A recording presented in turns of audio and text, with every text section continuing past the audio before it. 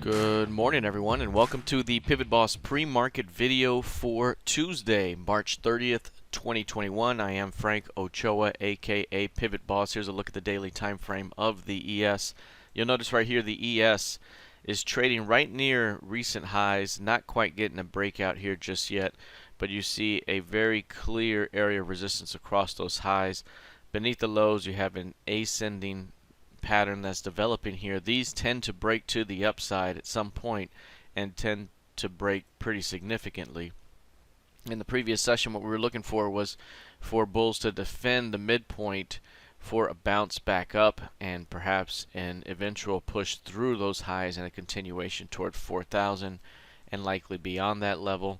At the moment here today, during pre-market trading, we're seeing a pullback below the previous session's midpoint.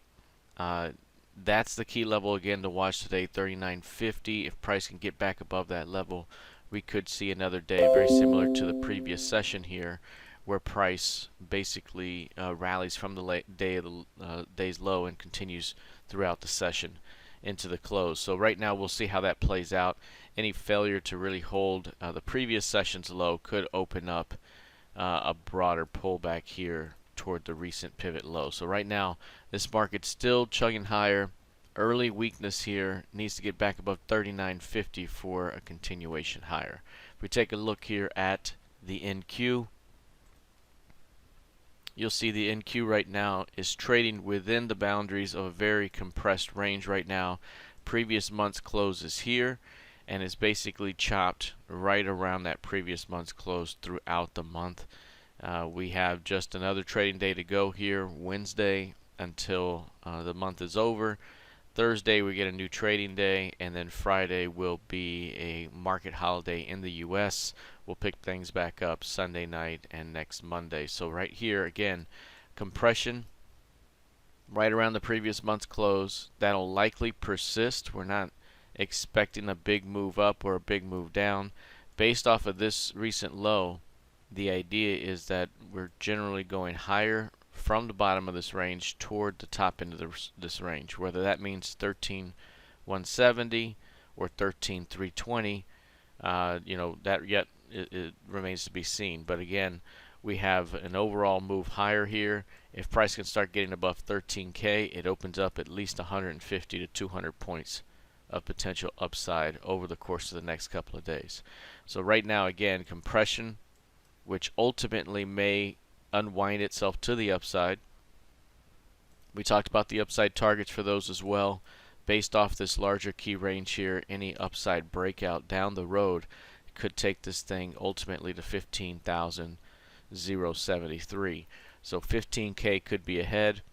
The best spot again to defend for this chart would be either retesting the CLVN or allowing this thing to fail and go, get some sort of failed low here, and then it leads to that breakout. The next month right now is developing a narrow pivot range, which could lead to significant expansion and increased volatility in the month to come. So again, if it's to the upside, we might make a move here that ultimately ends with price seeing 15K sometime over the next couple of months. So again, 13K to 15K could be in play by summer if we can get some sort of rejection and breakout soon. Let's take a look here at crude oil.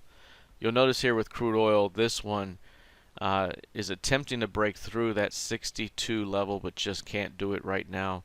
We've seen this market here develop this range here, where really it's one day down, one day up. Big down here, up, down, and up, and now we're back down. It's been a range back and forth this entire time. Right here, that's 62s, and that 62 level is a big time area of resistance here. The idea yesterday, especially late in our room, was if it can get through 62, it opens up a push that can lead to a major retest of 64, maybe even get this thing higher towards 68. But the one thing that we're watching for is any major rejection at 62, because if there was an attempt to break out followed by a rejection, that could lead to more weakness ahead. And right now it's showing those signs, but really wasn't much of a breakout. It just pushed beyond the previous session's highs and already pushing back below the mid. So that midpoint is very important, 60.59. That's going to be the level to watch. If price can get back above that zone, we may see another continuation back toward the highs. Otherwise, staying below 60.59 could open up a big deep rotation back down where an outside day could be in play. All right, lastly, taking a look at gold futures. This one right now down 1.8%, a little off the lows of the session here, as this one has really dropped out of the narrow range that's developed over the last 10 sessions or so. We had this range right there, and again, if we take a look on a 10-day basis, well, let's grab this and grab that back there. We'll increase this to 10 right there. And what you'll see right here again is on a 10-day range basis, we had a narrow compression right there. And that was based off of that range basically right here. The downside break yesterday was significant. We mentioned that if it can't close back above 1715 or 1720, then we may not get a rejection like this that leads to more strength. Instead, we'll see something more like this that leads to additional weakness up ahead. You know, so some sort of failure and a turn down. And that breakdown based off of this 10-day range suggested 80 points. We talked about 80 to 100 points of range here.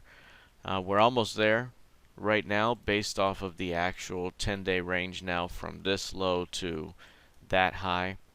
But if we're measuring from the edge here 80 points, and that's 1720, then we're looking at 1640 as a downside target. 1640 right there. Additionally, from this high, projecting it down, this is your high probability target range based on average monthly range. That's between 1617 and 1650. 1650 being the 75% primary target. So between 1640 and 1650, that could be a high probability target zone based on this weakness. You see a lower value relationship here heading into next month, so any bounce early next month could be sold for a continuation into those downside targets. All right, that is it for now. We'll see how this plays out heading into the rest of the session. Good luck, trade well, and I'll see you in the trading room. Take care.